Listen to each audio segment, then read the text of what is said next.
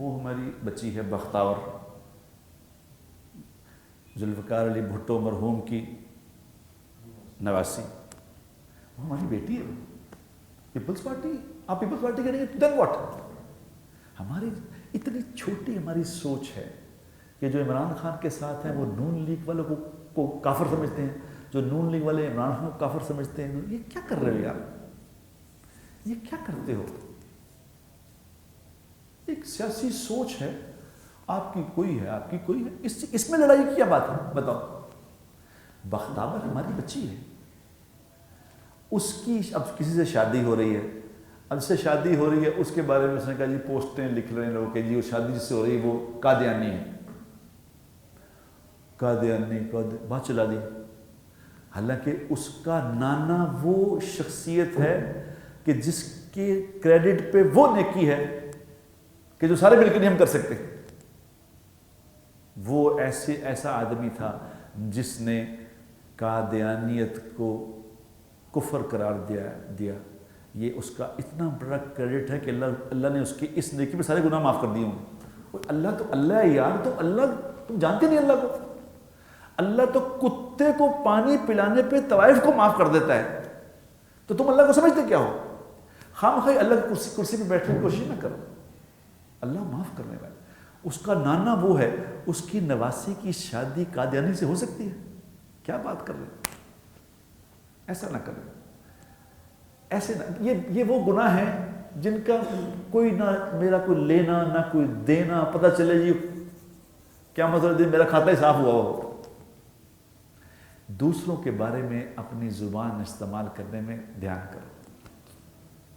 یہ جب سے خاص طور پہ یہ فیس بک وغیرہ آ گیا ہے، جو مرضی جس کے منہ میں آتا لکھ کے آگے چلا دیتا ہے، جو خبر آتی ہے اس کو فوراً آگے شیئر کرتا ہے۔ نہ کرو یار، خدا کے لیے جب تک کسی بات کی تحقیق نہ ہو جائے اس کو آگے نہ چلاؤ، نمبر 1۔ اور نمبر 2، جو نیگیٹو خبر ہے، کوئی نیگیٹو خبر ہے، اس کو تو ویسے دفن کر دو وہیں۔ عمر رضی اللہ کے زمانے میں ایک آدمی دعا مانگ رہا ہے، یا اللہ مجھے تھوڑوں میں سے بنا، یا اللہ مجھے تھوڑوں میں سے بنا، یا اللہ مجھے جو تھوڑے ہیں ان میں شامل فرما، یا اللہ تھوڑوں میں شامل۔ عمر رضی اللہ تعالیٰ عنہ آئے، انہوں نے کہا یہ کیا مانگ رہے ہو؟ یہ تمہیں دعا کس نے سکھائی ہے؟ یہ والی یہ کیا دعا ہے؟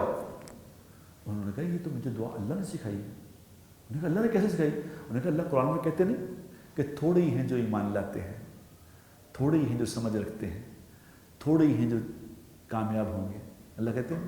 تو عمر رضی اللہ تعالیٰ رونے لگے، انہوں نے کہا ہو پاک ہے وہ ذات جس نے عمر رضی اللہ کی تعالیٰ کی حکومت میں عام لوگوں کو مجھ سے زیادہ علم دیا ہے، مجھ سے زیادہ علم والا ہے یہ مجھ سے زیادہ اللہ کو جان گیا۔ ہم کیا کہتے ہیں؟